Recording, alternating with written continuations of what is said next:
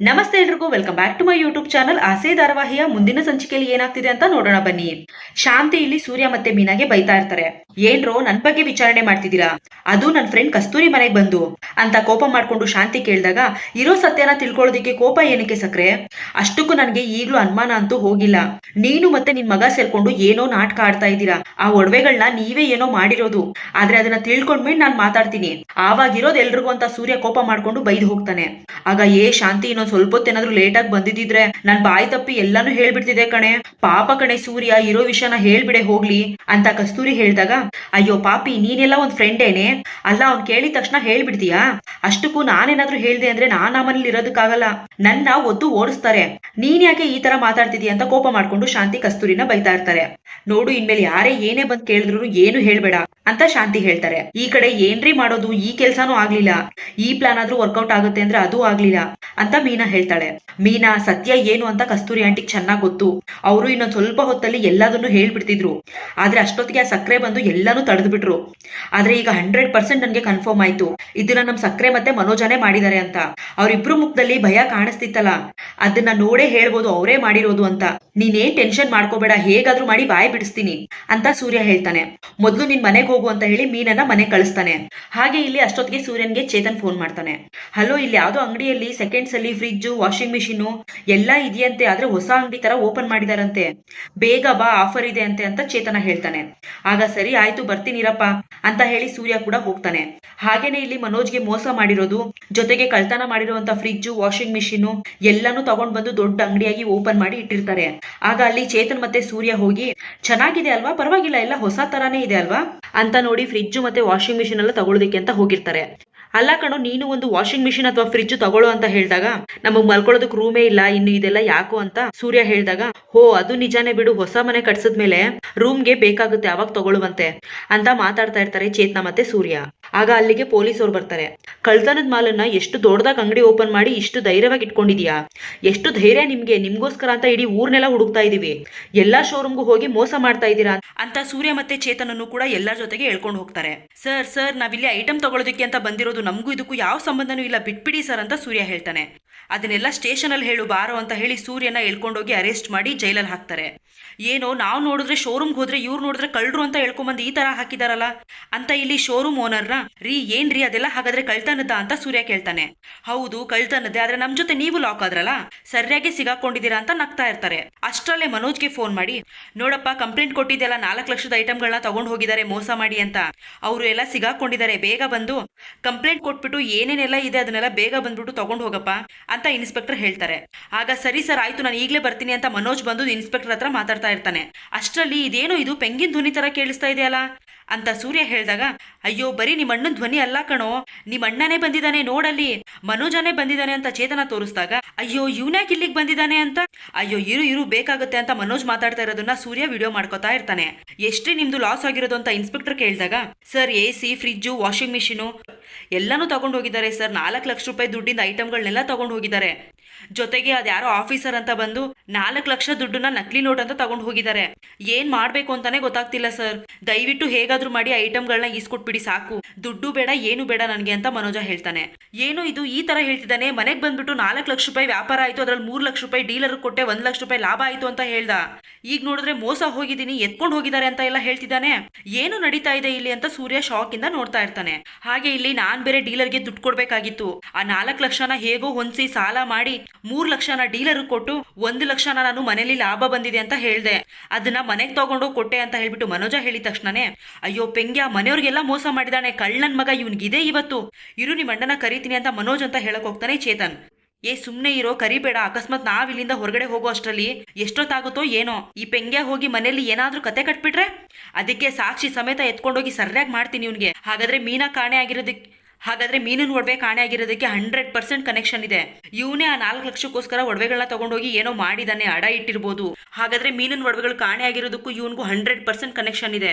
ಇವನೇ ಅದನ್ನ ತಗೊಂಡು ಹೋಗಿ 4 ಲಕ್ಷಕ್ಕೆ ಏನೋ ಮಾಡಿದಾನೆ, ಅಡ ಇಟ್ಟು ಅಥವಾ ಒಡವೆನ ಮಾರ್ಬಿಟ್ಟಿದ್ದಾನೆ ಅನ್ಸುತ್ತೆ. ಆ ದುಡ್ಡಲ್ಲೇ ಇವನು ಡೀಲರ್ಗೆ ಮತ್ತೆ ಮನೇಲಿ 1 ಲಕ್ಷ ಲಾಭ ಅಂತ ಕೊಟ್ಟಿರೋದು. ಆ ಪೌಡ್ರಮ್ಮನ್ಗೂ ಇದೆ ಇವತ್ತು ಅಂತ ಸೂರ್ಯ ಕೋಪ ಮಾಡ್ಕೊಂಡು ಹೇಳ್ತಾ ಇರ್ತಾನೆ. ಸೂರ್ಯ ಇಲ್ಲಿ ಕಳ್ತನ ಮಾಡಿಲ್ಲ ಅಂತ ಗೊತ್ತಾದಾಗ, ನೋಡಪ್ಪ ನೀವು ಮಾಡಿಲ್ಲ ಅಂತ ಹೇಳ್ತಿದ್ದಾರೆ, ಹೋಗಿ ಮತ್ತೆ ಇನ್ನೊಂದ್ಸರಿ ಇಂಥ ಶೋರೂಮ್ಗಳಿಗೆ ಯಾವತ್ತೂ ಹೋಗ್ಬೇಡಿ ಹೋಗ್ಬೇಡಿ, ಮತ್ತೆ ನೀವ್ ಸಿಗಾಕೋತೀರಾ ಅಷ್ಟೇ ಅಂತ ಸೂರ್ಯ ಚೇತನನ ಬಿಟ್ಟು ಕಳಿಸ್ತಾರೆ. ಅಪ್ಪ ದೇವ್ರೆ, ಈ ಪೊಲೀಸರು ಎಷ್ಟೊತ್ತಿಗೆ ಬಿಡ್ತಾರೋ ಅಂತ ಕಾಯ್ತಾ ಇದ್ದೆ. ಆ ಪೆಂಗಿನ್ಗೆ ಇವತ್ತಿದೆ ಅಂತ ಮನೆಗೆ ಹೋಗಿ, ಎಲ್ಲರೂ ಬೇಗ ಬನ್ನಿ, ಇವತ್ತು ದೊಡ್ಡ ಫಿಲಂ ತೋರಿಸ್ತೀನಿ, ಎಂತ ಹಿಟ್ಟು ಫಿಲಂ ಅಂದ್ರೆ ನೀವ್ ಯಾರು ನೋಡಿರ್ಬಾರ್ದು, ಈ ಪೆಂಗೆಂದೇ ಅದೆಲ್ಲ ಅಂತ ಸೂರ್ಯ ಹೇಳ್ದಾಗ, ಏನೋ ಮಾತಾಡ್ತಿದ್ಯಾ, ನನ್ನ ಮಗನ್ ಫಿಲಮ ಅಂತ ಶಾಂತಿ ಕೇಳಿದಾಗ, ಇರು ಸಕ್ರೆ, ಗೊತ್ತಾಗುತ್ತೆ ನಿನ್ ಮಗ ಎಂತ ಗನಂದಾರಿ ಕೆಲಸ ಮಾಡಿದಾನೆ ಅಂತ, ಇವಾಗ ನಾನು ತೋರಿಸ್ಕೊಡ್ತೀನಿ ಅಂತ ಸೂರ್ಯ ಟಿವಿಗೆ ಕನೆಕ್ಟ್ ಮಾಡ್ತಾನೆ. ಹಾಗೆ ಇಲ್ಲಿ ಮನೋಜ ಮಾತಾಡ್ತಿರೋದನ್ನೆಲ್ಲ ಕೇಳಿಸ್ಕೊಂಡಿದ ತಕ್ಷಣನೇ ಮನೆಯವ್ರಿಗೆಲ್ರಿಗೂ ಶಾಕ್ ಆಗುತ್ತೆ. ಹಾಗೇನೆ 3 ಲಕ್ಷನೂ ಕಳ್ಕೊಂಡು ಜೊತೆಗೆ 1 ಲಕ್ಷ ಲಾಭ ಅಂತ ಹೇಳಿರೋದು ಅದೆಲ್ಲ ಸುಳ್ಳು ಅಂತ ಮನೆಯವ್ರಿಗೆಲ್ರಿಗೂ ಗೊತ್ತಾಗಿದ ತಕ್ಷಣ ಎಲ್ರಿಗೂ ಶಾಕ್ ಆಗುತ್ತೆ. ಆಗ ಅಲ್ಲ, ಇಷ್ಟೆಲ್ಲ ದುಡ್ಡು ತಗೊಂಡ್ ಬಂದಿದ್ದೀರಾ, ಜೊತೆಗೆ 1 ಲಕ್ಷ ಲಾಭನೂ ತಗೊಂಡ್ ಬಂದಿದ್ದೀರಾ, ಆ ದುಡ್ಡೆಲ್ಲ ಎಲ್ಲಿಂದ ಬಂತು ನಿಮ್ಗೆ? ಹಾಗಾದ್ರೆ ಮೀನಿನ ಒಡವೆಗಳನ್ನೆಲ್ಲ ನೀವೇ ತಗೊಂಡೋಗಿರ್ಬೋದು ಅಂತ ನನಗನ್ನಿಸ್ತಿದೆ ಅಂತ ಶ್ರುತಿ ಹೇಳ್ದಾಗ, ವಾವ್ ಸೂಪರ್, ಹೊಡಿರಿ ಒಂದ್ ವಿಸಲು ಸೋಂಪಾಪುಡಿಗೆ, ಕರೆಕ್ಟಾಗಿ ಹೇಳ್ದೆ ಸೋಂಪಾಪುಡಿ, ನೀನೊಬ್ಳೆ ಈ ಮನೇಲಿ ಸರಿಯಾಗಿ ಮಾತಾಡೋದು ಅಂತ ಸೂರ್ಯ ಹೇಳ್ತಾ ಇರ್ತಾನೆ. ಅಲ್ಲ, 3 ಲಕ್ಷ ಮೋಸ ಬೇರೆ ಹೋಗಿದೀಯಾ, 1 ಲಕ್ಷ ಲಾಭ ಅಂತ ಮನೆಗೆ ಬೇರೆ ತಂದು ಕೊಟ್ಟಿದೀಯಾ, ಈ ದುಡ್ಡೆಲ್ಲ ನಿನಗೆ ಎಲ್ಲಿಂದ ಬಂತಪ್ಪ ಪೆಂಗ್ಯ ಅಂತ ಸೂರ್ಯ ಕೇಳಿದಾಗ, ಏನೋ ಅದ್ ನನ್ನ ಹತ್ರನೇ ಎಲ್ಲೋ ಇತ್ತು, ನಾನು ಎಲ್ಲೋ ಅಡ್ಜಸ್ಟ್ ಮಾಡ್ಕೊಟ್ಟೆ, ಏನಿವಾಗ? ಹೌದು ಮೋಸ ಹೋಗಿದ್ದೀನಿ, ಏನ್ ಮಾಡಕ್ಕಾಗುತ್ತೆ, ದಯವಿಟ್ಟು ಎಲ್ರು ನನ್ನ ಕ್ಷಮಿಸ್ಬಿಡಿ, ಕಂಪ್ಲೇಂಟ್ ಕೊಟ್ಟಿದ್ದೀನಿ, ವಾಪಸ್ ಬರುತ್ತೆ ಅಂತ ಮನೋಜ ಹೇಳ್ತಾನೆ. ಮನೋಜ್, ಏನ್ ಮನೋಜ್ ಇದು, ನೀವು ಹಾಗಾದ್ರೆ 1 ಲಕ್ಷ ಲಾಭ ಸಿಕ್ತು ಅಂತ ಹೇಳಿದೆಲ್ಲ ಸುಳ್ಳ? ಅದಕ್ಕೇನೆ ನೀವು ಈ ತರ ಎಲ್ಲ ನಾಟಕ ಮಾಡ್ತಾ ಇದ್ರಾ? ಯಾಕೆ ಮನೋಜ್ ಈ ತರ ಎಲ್ಲ ಮಾಡ್ತಾ ಇದ್ದೀರಾ? ಇವ್ರ ಮುಂದೆ ಎಲ್ಲ ನನ್ನ ಮಾನ ಮರ್ಯಾದೆ ಎಲ್ಲ ತೆಗೆದು ಬಿಟ್ರಲ್ಲ ಮನೋಜ್, ಅಪ್ಪನ ಹತ್ರ ದುಡ್ಡು ಇಸ್ಕೊಟ್ರೆ ಈಗ ನೋಡಿದ್ರೆ ಇದನ್ನು ಲಾಸ್ ಮಾಡ್ಕೊಂಡು ಕೂತಿದ್ದೀರಲ್ಲ ಮನೋಜ್ ಅಂತ ರೋಹಿಣಿ ಕೋಪ ಮಾಡ್ಕೊಂಡು ಹೇಳ್ತಾ ಇರ್ತಾಳೆ. ಆಗ ನಿಜವಾಗ್ಲೂ ನೀವು ಯಾವ ಕೆಲಸ ಮಾಡೋದಕ್ಕೂ ಲಾಯಕ್ಕೆ ಇಲ್ಲ, ಒಂದೇ ಒಂದ್ ಚಿಕ್ಕ ಪುಟ್ಟ ಕ್ಯಾಶಿಯರ್ ಕೆಲಸನೂ ನಿಮ್ ಕೈಯಲ್ಲಿ ಮಾಡೋದಕ್ಕಾಗೋದಿಲ್ಲ ಅಂದ್ರೆ ಇನ್ನೇನ್ರಿ ಓದಿದ್ದೀರಾ ನೀವು? ದೊಡ್ಡದಾಗಿ 5 ಡಿಗ್ರಿ 6 ಡಿಗ್ರಿ ಅಂತ ಹೇಳ್ತಾ ಇರ್ತೀರಾ, ಆ ಡಿಗ್ರಿ ಎಲ್ಲ ಏನ್ರಿ ಮಾಡ್ತೀರಾ? ಬರೀ ಎಲ್ಲ ಪುಸ್ತಕದ ಬದನೆಕಾಯ ಅಲ್ಲ, ಸ್ವಲ್ಪ ಆದ್ರೂ ತಲೆ ಉಪಯೋಗಿಸೋದು ಬೇಡ್ವೇನ್ರಿ? ಯಾವ ದುಡ್ಡು ಹೇಗಿರುತ್ತೆ ಹಾಗೆ ಬಿಲ್ಲಿಂಗ್ ಆಗ್ತಿರೋ ಐಟಮ್ಗಳನ್ನ ಕೊಡಬಾರ್ದು ಅಂತ ಗೊತ್ತಿಲ್ವಾ ನಿಮ್ಗೆ ಅಂತ ಕೋಪ ಮಾಡ್ಕೊಂಡು ರೋಹಿಣಿ ಬೈದಿದ ತಕ್ಷಣನೇ, ಅಯ್ಯೋ ಯಾಕೋ ಏನೋ ಮಾಡ್ಕೊಂಬಂದೆ ನೀನು, ಯಾಕೋ ನನ್ನ ಹತ್ರ ಈ ವಿಷಯ ಎಲ್ಲ ಹೇಳಿಲ್ಲ ಅಂತ ಶಾಂತಿ ಹೇಳ್ತಾರೆ. ಸಕ್ರೆ, ಏನು ಗೊತ್ತಿಲ್ದಿರೋ ತರ ನಾಟಕ ಮಾಡ್ಬೇಡ, ನಿನ್ಗೆ ಈ ವಿಷಯ ಎಲ್ಲ ಗೊತ್ತು ಅಂತ ನನ್ಗೂ ಗೊತ್ತಿದೆ, ಹೇಳು ಯಾವಾಗ ಕೊಟ್ಟೆ ಮನೋಜನ್ಗೆ ಆ ಒಡವೆಗಳನ್ನೆಲ್ಲ, ಯಾವ ಅಂಗಡಿಗೆ ತಗೊಂಡೋಗಿ ಮಾರ್ಬಿಟ್ರ ಅಥವಾ ಅಡ ಇಟ್ರ ಅಂತ ಸೂರ್ಯ ಕೇಳಿದ ತಕ್ಷಣನೇ, ಅಯ್ಯೋ ನನ್ಗೂ ಇದಕ್ಕೂ ಯಾವ ಸಂಬಂಧನೂ ಇಲ್ಲ ಅಂತ ಶಾಂತಿ ಹೇಳಿದ ತಕ್ಷಣ ಮನೋಜ್ಗೆ ಶಾಕ್ ಆಗುತ್ತೆ. ಅಮ್ಮ ಅಂತ ಹೇಳಿದಾಗ, ಏನೋ ಅಮ್ಮ, ತೆಗೆದ್ 4 ಬಾರಿಸ್ತೀನಿ ನೋಡು ಅಂತ ಶಾಂತಿ ಇಲ್ಲಿ ಮನೋಜನ್ಗೆ ಹೊಡಿತಾ ಇರ್ತಾರೆ. ನಾಚಿಕೆ ಆಗ್ಬೇಕು ಕಣೋ ನಿನಗೆ, ನಿಜವಾಗ್ಲೂ ಒಂದೇ 1 ರೂಪಾಯಿ ಸಂಪಾದನೆ ಮಾಡಕ್ ಆಗಿಲ್ಲ ಅಂದ್ರೂ ದೊಡ್ಡದಾಗಿ ನಾನ್ ಮನೋಜ ಹಾಗೆ ಹೀಗೆ ದೊಡ್ಡ ಬಿಸ್ನೆಸ್ ಮ್ಯಾನ್ ಅಂತ ಕೊಚ್ಕೋತಾ ಇದ್ದಲ್ಲೋ, ಇವ್ರ ಮುಂದೆ ಎಲ್ಲ ನನ್ ಮಾನ ಮರ್ಯಾದೆಲ್ಲ ತೆಗೆದು ಬಿಟ್ಟೆಲ್ಲೋ ಅಂತ ಶಾಂತಿ ಕೋಪ ಮಾಡ್ಕೊಂಡು ಬೈಕೊಂಡು ಹೊಡಿತಾ ಇರ್ತಾರೆ. ಇವ್ರ ಡ್ರಾಮಾನ ನನ್ನ ಕೈಯಲ್ಲಿ ನೋಡಕ್ ಆಗ್ತಿಲ್ವಲ್ಲ, ನಿಜವಾಗ್ಲೂ ಇಲ್ಲೇನೋ ಮಿಸ್ ಹೊಡಿತಾ ಇದೆ. ಇಲ್ಲ ಸಕ್ರೆ, ಯಾರೇ ಏನೇ ಹೊಡೆದ್ರು ಕೂಡ ಬೈದ್ರು ಕೂಡ ಮನೋಜನ್ಗೆ ಹೊಡಿದೇ ಇದ್ದೋರು, 27 ಲಕ್ಷ ಹೋದಾಗ್ಲೇ ಹೊಡಿದೇ ಇದ್ದೋರು ಇವತ್ ಹೊಡಿತಾ ಇದ್ದಾರೆ ಅಂದ್ರೆ ಏನಪ್ಪಾ ಅರ್ಥ ಅಂತ ಸೂರ್ಯ ಕೇಳ್ತಾನೆ. ಶಾಂತಿ, ಇದ್ರಲ್ಲಿ ಏನಾದ್ರೂ ನಿನ್ ಕೈವಾಡ ಇದ್ರೆ ನಿಜ ಹೇಳು, ಅಕಸ್ಮಾತ್ ನೀನೇನಾದ್ರೂ ಸಿಗಾಕೊಂಡ್ರೆ ನಾನಂತರೂ ಸುಮ್ನೆ ಇರೋದಿಲ್ಲ ಅಂತ ರಂಗನಾಥ್ ಹೇಳಿದಾಗ, ಅಯ್ಯೋ ರೀ ನಂಗೆ ನಿಜವಾಗ್ಲೂ ಗೊತ್ತಿಲ್ಲ ಅಂತ ಶಾಂತಿ ಹೇಳೋ ಮನೋಜ, ಯಾರ ಹತ್ರ ಸಾಲ ತಗೊಂಡ್ ಬಂದೆ ಹೇಳೋ ಅಂತ ಇಲ್ಲಿ ಶಾಂತಿ ಕೇಳಿದ ತಕ್ಷಣನೇ, ಅದು ಅಮ್ಮ ನನ್ನ ಪಾರ್ಕ್ ಫ್ರೆಂಡ್ ಇದ್ರಲ್ಲಮ್ಮ, ಅವ್ರ ಹತ್ರ ತಗೊಂಡ್ ಬಂದೆ ಅಮ್ಮ, ದಯವಿಟ್ಟು ಕ್ಷಮಿಸ್ಬಿಡಮ್ಮ, ಇನ್ನೊಂದ್ಸರಿ ಹೀಗ್ ಮಾಡಲ್ಲಮ್ಮ, ಏನೋ ಮೋಸ ಹೋಗ್ಬಿಟ್ಟೆ ಗೊತ್ತಿಲ್ದೆ, ಇನ್ಮೇಲಿಂದ ಹುಷಾರಾಗಿರ್ತೀನಿ ಅಂತ ಮನೋಜ ಹೇಳಿದಾಗ, ಅಲ್ಲ ನಿಜ ಹೇಳ್ತಿದ್ಯೇನೋ, ನಿಜವಾಗ್ಲೂ ನಿನ್ ಪಾರ್ಕ್ ಫ್ರೆಂಡ್ ಹತ್ರ ದುಡ್ಡು ಇಸ್ಕೊಂಡ 4 ಲಕ್ಷ ಅಂತ ಕೇಳಿದಾಗ, ಹೌದು 10 ದಿನದಲ್ಲಿ ವಾಪಸ್ ಕೊಡ್ತೀನಿ ಅಂತ ಈಸ್ಕೊಂಡಿದ್ದೀನಪ್ಪ, ಅಷ್ಟರಲ್ಲಿ ಕಳ್ಳ ಸಿಕ್ಬಿಡ್ತಾನಪ್ಪ, ಪೊಲೀಸ್ ಅವ್ರು ಹೇಳಿದಾರಪ್ಪ ಅಂತ ಮನೋಜ ಹೇಳ್ತಾನೆ.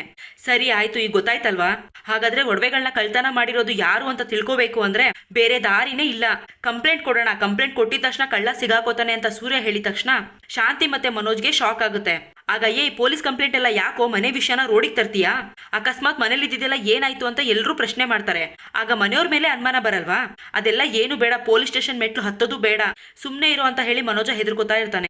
ಆಗ ಹೇಳಿಲ್ವಾ, ಇವನೇನೋ ಮಾಡಿದಾನೆ, ಅದಕ್ಕೋಸ್ಕರನೇ ಇಷ್ಟೊಂದು ಹೆದರ್ಕೋತಾ ಇರೋದು, ಸಕ್ರೆನೂ ಇದರಲ್ಲಿ ಶಾಮೀಲಾಗಿ ಮನೋಜನ್ಗೆ ಸಪೋರ್ಟ್ ಮಾಡಿದ್ದಾರೆ, ಆದ್ರೆ ನಮ್ ಮುಂದೆ ನಾಟಕ ಆಡ್ತಿದ್ದಾರೆ, ಇದನ್ನ ಹೇಗಾದ್ರೂ ಮಾಡಿ ತಿಳ್ಕೋಬೇಕು ಮೀನಾ, ಆದ್ರೆ ಇವ್ರಂತೂ ಬಾಯಿ ಬಿಡೋ ತರ ಕಾಣಿಸ್ತಾ ಇಲ್ಲ ಅಂತ ಸೂರ್ಯ ಹೇಳಿದಾಗ, ಅಯ್ಯೋ ಅತ್ತೆನೇ ಹೇಳ್ತಿದಾರಲ್ವಾ ಈ ವಿಷಯ ಅವ್ರಿಗೂ ಗೊತ್ತಿಲ್ಲ ಅಂತ, ಮನೋಜ್ ಅವರು ಹಾಗಿದ್ರೆ ಹೇಳ್ತಿದ್ರು, ಇಲ್ಲ ಅಂದ್ರೆ ಇಷ್ಟೆಲ್ಲ ಆದ್ಮೇಲೆ ಯಾಕೆ ಸತ್ಯನ ಮುಚ್ಚಿಡ್ತಿದ್ರು, ಅದ್ರಲ್ಲೂ ಅವ್ರು ಪಾರ್ಕ್ ಫ್ರೆಂಡ್ ಹತ್ರ ದುಡ್ಡು ಇಸ್ಕೊಂಡಿರೋದಂತಲ್ವಾ ಅಂತ ಸೂರ್ಯನ ಹತ್ರ ಮೀನಾ ಹೇಳ್ತಿರ್ಬೇಕಾದ್ರೆ, ಅದನ್ನ ನಾವು ನೋಡಿದೀವಾ, ಇದನ್ನ ತಿಳ್ಕೋಬೇಕು ಅಂದ್ರೆ ಆ ಪಾರ್ಕ್ ಅಲ್ಲಿ ಇರ್ತಾನಲ್ವಾ ಅವನ ಹತ್ರನೇ ಹೋಗಿ ಮಾತಾಡ್ಬೇಕು ಅಂತ ಇಲ್ಲಿ ಸೂರ್ಯ ಪಾರ್ಕ್ ಫ್ರೆಂಡ್ ಹತ್ರ ಮಾತಾಡೋದಕ್ಕೆ ಅಂತ ಪಾರ್ಕ್ಗೆ ಹೋಗ್ತಾನೆ. ಅದು ನಾನು ಮನೋಜನ್ ತಮ್ಮ ಸೂರ್ಯ, ನೆನ್ಪಿದೆ ಅಲ್ವಾ, ನೀವು ಅವ್ನ್ ಕ್ಲೋಸ್ ಫ್ರೆಂಡ್ ಅಲ್ವಾ, ಸ್ವಲ್ಪ ಸಾಲ ಬೇಕಿತ್ತು, ಜೊತೆಗೆ ಮನೋಜನು ನಿಮ್ಮ ಹತ್ರ ಏನೋ ಸಾಲ ಮಾಡಿದಾನೆ 4 ಲಕ್ಷ ಅಂತ ಹೇಳ್ತಿದ್ರು, ನಿಜನಾ ಅದು ನಿಮ್ಮ ಹತ್ರನೇ ತಗೊಂಡಿದ್ದ ಅಂತ ಸೂರ್ಯ ಕೇಳಿದಾಗ, ಏನು 4 ಲಕ್ಷನ, 20,000ನೇ ನಂಬಿ ನಾನು ಕೊಡಲ್ಲ, ಅದನ್ನು ಅವ್ರ ಹೆಂಡತಿ ಬಂದು ತೀರ್ಸಿದ್ದಾರೆ, ಇನ್ನು ಅವನ್ಗೆ ನಂಬಿ 4 ಲಕ್ಷನ, ಬರೀ 10,000 20,000 ಆದ್ರೆ ಕೇಳಿ ಬ್ರದರ್ ಕೊಡ್ತೀನಿ, ಆದ್ರೆ 4 ಲಕ್ಷ ಎಲ್ಲ ನನ್ನ ಹತ್ರ ಇಲ್ಲ, ನನ್ನ ಹತ್ರ 4 ಲಕ್ಷ ಇದ್ದಿದ್ರೆ ನಾನು ಯಾಕೆ ಪಾರ್ಕಲ್ಲಿ ಕುತ್ಕೊಂಡು ಇದರ ಟೈಮ್ ಪಾಸ್ ಮಾಡ್ತಿದ್ದೆ, ಆ ಮನೋಜನ್ ತರನೇ ದೊಡ್ಡ ಶೋರೂಮ್ ಓಪನ್ ಮಾಡ್ಕೊಂಡು ಕಾಲ್ ಮೇಲೆ ಕಾಲ್ ಹಾಕೊಂಡು ಕ್ಯಾಶಿಯರ್ ಸೀಟ್ ಅಲ್ಲಿ ಆರಾಮಾಗಿ ಕುತ್ಕೋತಿದ್ದೆ, ನಾನ್ 4 ಲಕ್ಷ ಎಲ್ಲ ಕೊಟ್ಟಿಲ್ಲ, ಅವ್ನಿಗೆ ಯಾರು 4 ಲಕ್ಷ ಕೊಡೋದು ಇಲ್ಲ ಬಿಡಿ ಅಂತ ಇಲ್ಲಿ ಪಾರ್ಕ್ ಫ್ರೆಂಡ್ ಹೇಳಿದ ತಕ್ಷಣನೇ, ಹಾಗಾದ್ರೆ ಪಾರ್ಕ್ ಫ್ರೆಂಡ್ ಅಂತ ಹೇಳಿದ್ದು ಸುಳ್ಳು. ಹಾಗಾದ್ರೆ ಇದು ಖಂಡಿತವಾಗ್ಲೂ ಅವನು ಮೀನಿನ ಒಡವೆನ ಮಾರಿನೇ ದುಡ್ಡು ತಂದಿರೋದು. ಬರೀ ನಾಟಕ ಮಾಡ್ತಿದ್ದಾನೆ, ಇದ್ರಲ್ಲಿ ಸಕ್ಕರೆ ಕೈವಾಡನೂ ಇದೆ ಅಂತ ಸೂರ್ಯ ಮೀನಾ ಹತ್ರ ಹೋಗಿ ಹೇಳ್ತಾ ಇರ್ತಾನೆ. ನಾನು ಪಾರ್ಕ್ ಫ್ರೆಂಡ್ ಹತ್ರ ಹೋಗಿ ಮಾತಾಡ್ಕೊಂಡ್ ಬಂದೆ. ಆ ಮನೋಜನ್ಗೆ ಯಾರು ದುಡ್ಡು ಕೊಡೋದಕ್ಕೆ ಸಾಧ್ಯನೇ ಇಲ್ಲ, ಯಾರು ಕ್ಲೋಸ್ ಫ್ರೆಂಡ್ಸು ಇಲ್ಲ, ಇನ್ನು ನನ್ನ ಹತ್ರ ಅಷ್ಟೆಲ್ಲ ದುಡ್ಡು ಇಲ್ಲ, ನಾನು ಕೊಟ್ಟು ಇಲ್ಲ ಅಂತ ಹೇಳ್ದ.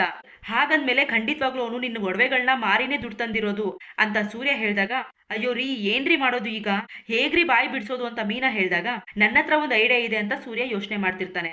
ಮುಂದೇನಾಗುತ್ತೆ ಅನ್ನೋದನ್ನ ಮುಂದಿನ ಸಂಚಿಕೆಯಲ್ಲಿ ನೋಡೋಣ. ಈ ಸಂಚಿಕೆಯಲ್ಲಿಗೆ ಮುಕ್ತಾಯವಾಗುತ್ತೆ. ಮುಂದಿನ ಸಂಚಿಕೆಯಲ್ಲಿ ಸಿಗ್ತೀನಿ. ವಿಡಿಯೋ ಇಷ್ಟ ಆಗಿದ್ರೆ ಲೈಕ್ ಮಾಡಿ, ಸಬ್ಸ್ಕ್ರೈಬ್ ಮಾಡಿ, ಎಲ್ರಿಗೂ ಕೂಡ ಶೇರ್ ಮಾಡಿ. ವಿಡಿಯೋ ನೋಡಿದ್ದಕ್ಕಾಗಿ ಎಲ್ರಿಗೂ ಕೂಡ ಧನ್ಯವಾದಗಳು.